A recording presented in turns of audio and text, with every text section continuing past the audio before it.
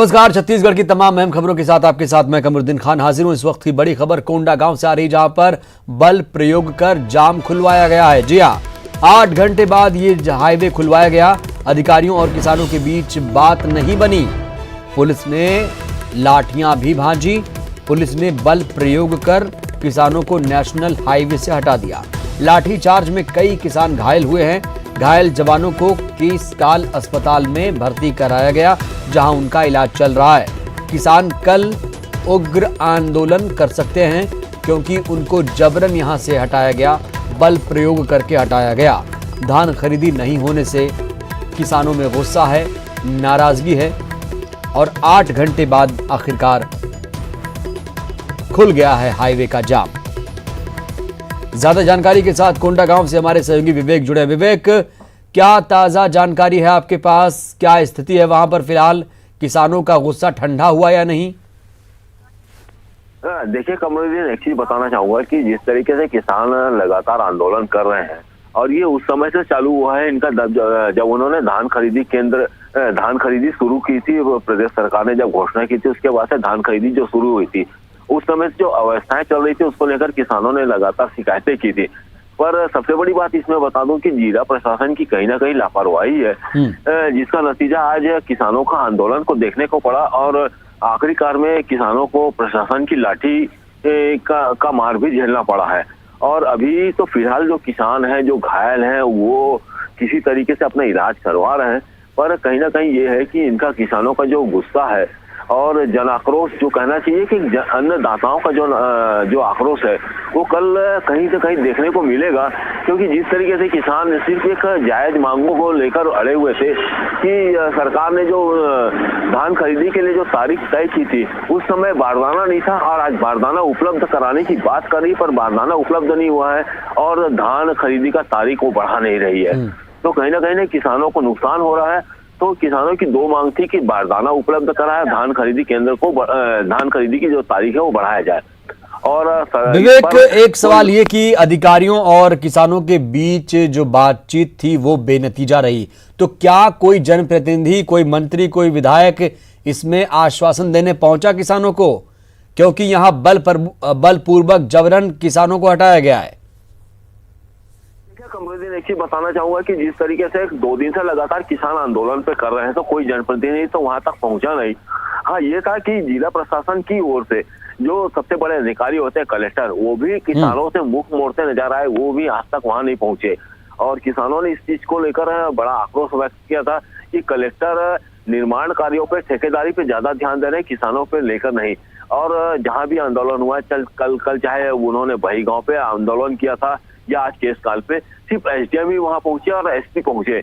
और आज जो स्थिति थी कि पुलिस प्रशासन को आखिर में जो जाम की स्थिति थी उसको निपटना था, उससे लोगों को जो जाम से फंसे हुए थे उनको दूर मुश्किल से निकालना था, इसलिए पुलिस ने बल प्रयोग किया है। लेकिन कोई जनप्रतिनिधि या कोई बड़ा अधिकारी वहां पर नहीं पहुंचा, सिवाय एसडीएम और एसपी के।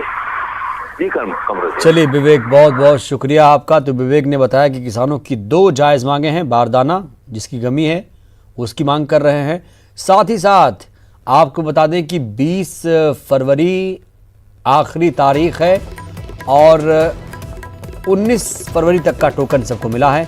किसानों को लगता है कि तारीख बढ़ जाए तो जो बचा उनका धान है वो खरीदा जा सकेगा। लेकिन ये 2 मांगे कब सुनी जाएंगी, ये बड़ा सवाल है। और पुलिस ने जिस तरीके से बर्बरता दिखाई है उस पर भी सवाल खड़े हो रहे हैं, क्योंकि किसानों पर जिस तरीके से लाठियां भाजी गई हैं उससे कई किसानों को चोट आई है।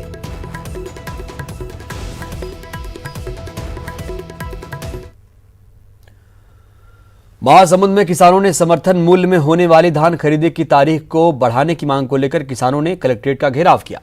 किसानों को धान खरीदी के लिए 3 बार ही टोकन जारी हुआ, जिससे पूरा धान नहीं बिक पाया। धान बेचने के लिए किसान ने चौथे टोकन की मांग की। परेशान किसानों ने कलेक्ट्रेट का घेराव किया और मुख्यमंत्री के नाम अपर कलेक्टर को ज्ञापन सौंपकर पूरा धान खरीदने की मांग की।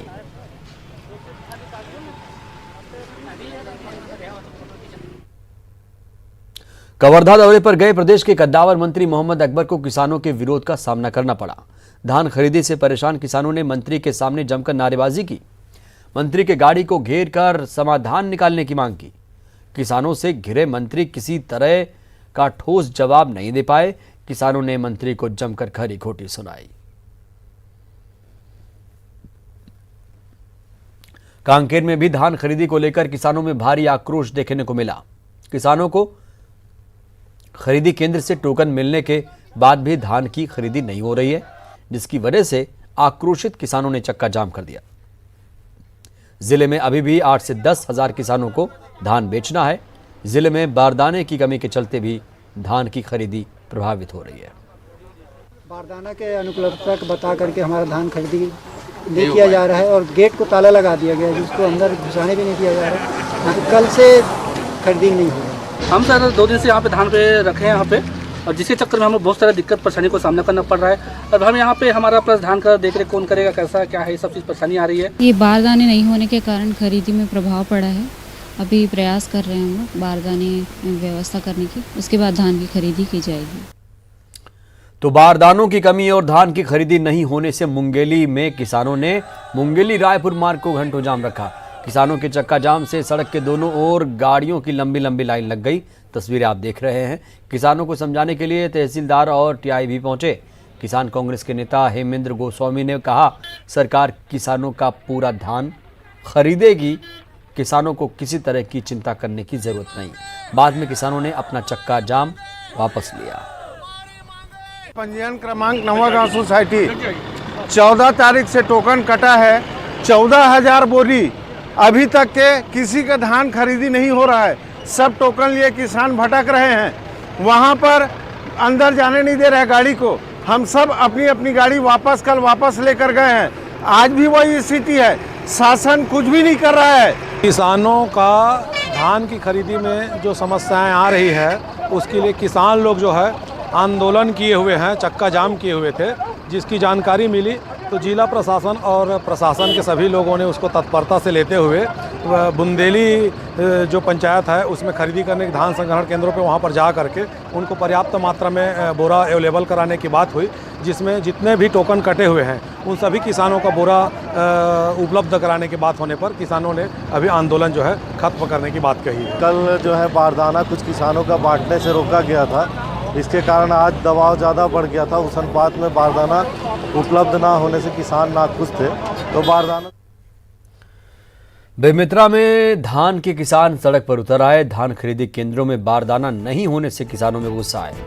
नवागढ़ चौक पर किसानों ने चक्का जाम कर दिया। मौके पर पहुंची पुलिस किसानों को समझाने की कोशिश कर रही है। किसानों का आरोप है कि बारदाना नहीं होने की वजह से उनका धान नहीं खरीदा जा रहा। धान खरीदी में बहुत कम समय बचा है, 2 दिन बचा है।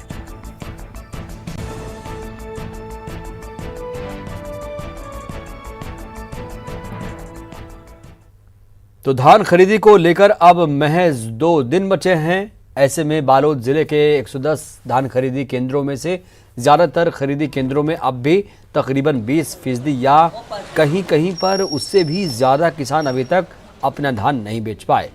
तो वहीं इस आखिरी चरण में अब किसानों को जारी होने वाली टोकन सॉफ्टवेयर लॉक होने से किसानों की मुश्किलें बढ़ गई, जिससे किसान लाजिम है, परेशान है।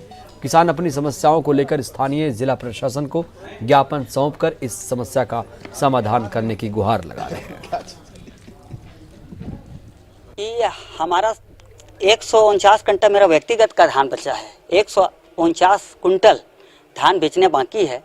और जब मैं सोसाइटी में जाता हूँ तो ये कह के मुझको वहाँ से ये कह दिया जाता है कि ये लाक लगा है, सॉफ्टवेयर खुल नहीं रहा है। धान है बिकत नहीं, शासन ने खरीदने बंद कर दे, 3 टोकन दे के बंद कर दी। और मोर अभी 600 कट्टा बचे बिक्री होने में। 1200 कट्टा भर बेचे 3 बार में। 4था टोकन की इंतजार है, वो खुलत नहीं है कदे सोसाइटी वाले मन। कुछ कृषकों के द्वारा ये किया गया है कि सॉफ्टवेयर में लॉक चूँकि है उसके कारण 4था टोकन अभी खुल नहीं रहा है। और इसके लिए मेरे द्वारा 1 हफ्ते पूर्व ही सचिव महोदय को पत्र लिखा जा चुका है और विभाग को अवगत कराया जा चुका है। सुकमा के कई धान खरीदी केंद्रों में बारदाने की कमी की वजह से खरीदी का काम बंद है। कई धान खरीदी केंद्रों पर ताला लगा दिया गया है। धान खरीदी के लिए अब 2 दिन बाकी है। ऐसे में धान की खरीदी नहीं होने से जिले के किसान काफी परेशान हैं। किसानों को दोहरी मार झेलनी पड़ रही है। एक तो उनका धान नहीं बिक रहा, दूसरा उन्हें धान खरीदी केंद्र से वापस अपने घर धान ले जाने में किराया अलग से देना पड़ रहा है। जिले में अब तक 3,09,000 क्विंटल धान की खरीदी हुई है। 18 तारीख का तो आज 18 तारीख को लाया, गाड़ी किराया भाड़ा कर उनको गाड़ी वालों को देना ही पड़ेगा। तो वह गाड़ी रोड में खड़ा है, घुसने नहीं दे रहे, नहीं तो घुसने देने से हम लोग देर करके हम लोग चला जाते हैं। क्या बोल रहे हैं? तो घुसने नहीं दे रहे, गेट नहीं खोल रहे साहब। हाँ, 14 तारीख का मेरा टोकन कटा हुआ है। मैं दान लाया 14 तारीख को ही। अब मेरे को डेली बुला रहे हैं, डेली आ रहा हूँ। अब आने से बोलते हैं आज नहीं होगा, तुम्हारा कल होगा। फिर आज आया, फिर बोल रहे हैं कि बोरी नहीं है, बारदाना नहीं है। तो धान खरीदी में अब सिर्फ 2 दिन बचे हैं। ऐसे में कवर्धा के 3,000 किसानों की चिंता बढ़ गई। इन किसानों का धान अभी तक नहीं बिका। धान खरीदी केंद्र में बारदानों की कमी से किसानों का धान नहीं खरीदा जा रहा, लिहाजा किसान सड़क पर उतरने को मजबूर है। किसान अधिकारियों का घेराव कर रहे हैं। प्रशासन का दावा है कि जिले में कुल पंजीकृत किसानों की संख्या 85,200 है, जिसमें 82,804 किसान अपना धान बेच चुके हैं। बाकी बचे किसान भी 3 दिन में अपना धान बेच लेंगे। हालांकि अब 2 ही दिन बचा है। वहीं लक्ष्य की बात करें तो जिले को धान खरीदी के लिए 29,30,000 एमटी का लक्ष्य मिला। अभी तक 28,60,324 एमटी धान की खरीदी हो चुकी है। अधिकारियों का कहना है कि जहां बारदाने की कमी है वहां बारदाना भेजा जा रहा है। खाद्य सचिव डॉक्टर कमलप्रीत सिंह ने प्रदेश के सभी संभागायुक्तों, कलेक्टरों और अपेक्स बैंक के प्रबंध संचालक को पत्र भेजकर आखिरी दिनों में धान खरीदी की व्यवस्था को सुचारू रूप से बनाए रखने के निर्देश दिए। कलेक्टरों को जारी पत्र में कहा गया कि समितियों में किसानों से समर्थन मूल्य पर धान खरीदी की अवधि 20 फरवरी निर्धारित की गई है। धान खरीदी केंद्रों में धान लाने के लिए टोकन 19 फरवरी तक जारी किया गया। धान खरीदी केंद्रों में लाए गए धान की तौलाई और एंट्री का काम 20 फरवरी तक अनिवार्य रूप से किया जाए।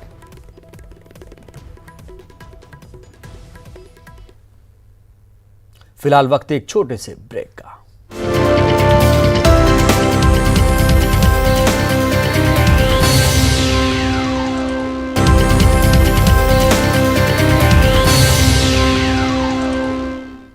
ब्रेक के बाद हाजिर हूं। जांजगीर चांपा में नाबालिग से गैंगरेप की वारदात सामने आई।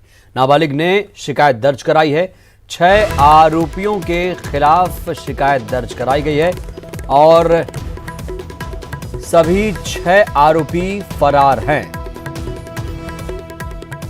तो महिलाओं के खिलाफ अपराध कम होने के बजाय लगातार बढ़ रहे हैं और गैंगरेप जैसी वारदात सामने आ रही है। जांजगीर चांपा में नाबालिग से गैंगरेप की वारदात सामने आई। ज्यादा जानकारी के साथ हमारे सहयोगी रोहित जुड़े। रोहित, नाबालिग ने शिकायत दर्ज कराई है, पुलिस क्या कार्रवाई कर रही है? कब तक गिरफ्तार होंगे 6 दरिंदे?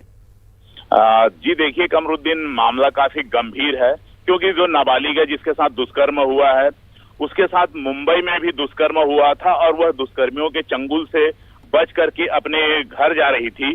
जसपुर जिले की वो रहने वाली है, लेकिन वो दुर्भाग्य से फिर दुष्कर्मियों के चंगुल में फंसने था उसको, इसलिए वह शक्ति पहुंच गई और शक्ति में एक दंपत्ति ने उसे आश्रय देने के बहाने घर ले गया। वहां भी उसके साथ जो है उसने अपनी आप बीती बताई, तो वहां भी उसके साथ जो है दुष्कर्म हुआ। उसके बाद 2 दिन उसके घर में वह बंधक बनी रही और उसके यहाँ दुष्कर्म होता रहा और उनके चंगुल से बड़ी मुश्किल से आज वह छूटी और सीधा थाने पहुंची। उसके छूटने की खबर सुनते ही पूरा का पूरा जो आरोपी थे सभी के सभी फरार है। शक्ति पुलिस ने मामला दर्ज कर लिया है और आरोपी की तलाश की जा रही है। निश्चित तौर पर कमरुद्दीन, मैं एक बात कहना चाहूंगा कि जिस तरीके से सरकार कड़े कानून ला रही है उसके बावजूद भी नाबालिगों के साथ जो दुष्कर्म हो रहा ये बड़ी ही दुखद घटना है और ये जो घटना हुआ है उस मासूम के साथ, तो निश्चित तौर पर ये बहुत ही दुखद घटना है। जी कमरुद्दीन, बिल्कुल दुखद घटना है और इसी दुखद घटना को और गंभीरता से लेने की जरूरत है। बहुत बहुत शुक्रिया आपका। पुलिस देखते हैं कब तक 6 दरिंदों को गिरफ्तार कर पाती है। बड़ा सवाल ये भी। सुकमा के किस्टाराम के पलोड़ी के पास सुरक्षा बलों और नक्सलियों के बीच मुठभेड़ हुई, जिसमें कोबरा 208 बटालियन का एक जवान शहीद और एक घायल हो गया। घायल जवान को रायपुर लाया गया। नक्सलियों के खिलाफ ऑपरेशन पर जवान निकले थे। मृतक जवान का नाम कन्हई मांझी है। और रायपुर से बड़ी खबर, जहां पर फिर यहां पर शुरू होगी रायपुर से लखनऊ की फ्लाइट। इंडिगो ने दोबारा फ्लाइट शुरू कर दी है। 29 मार्च से फ्लाइट शुरू होगी। हफ्ते में 3 दिन चलेगी फ्लाइट। बुधवार, शुक्रवार और रविवार को फ्लाइट चलेगी। इससे पहले रायपुर से लखनऊ की इकलौती फ्लाइट को बंद कर दिया गया था। 14 जुलाई को फ्लाइट बंद कर दी गई थी, लेकिन अब एक बड़ी खुशखबरी, जहां पर इंडिगो ने दोबारा फ्लाइट शुरू करने का मन बनाया। 29 मार्च से फ्लाइट शुरू होगी। तो उन लोगों के लिए खुशखबरी जो आमतौर पर लखनऊ जाते हैं, आते हैं, उनके लिए यह खबर बहुत महत्वपूर्ण है। राजधानी रायपुर में महालेखाकार आवासीय परिसर में हुए एक दर्दनाक हादसे में 5 साल की मासूम बच्ची की मौत हो गई। कॉलोनी में खुले मेन होल में गिरने से मासूम बच्ची स्वीटी लकड़ा की दर्दनाक मौत हो गई। 2 दिन पहले बच्ची अपने भाई और कॉलोनी के बच्चों के साथ खेल रही थी। इसी दौरान वो मेन होल में गिर गई। मृतक बच्ची के पिता विजय लकड़ा महालेखाकार ऑफिस में लेखपाल के पद पर तैनात हैं। विधानसभा थाना पुलिस मामले की जांच कर रही है।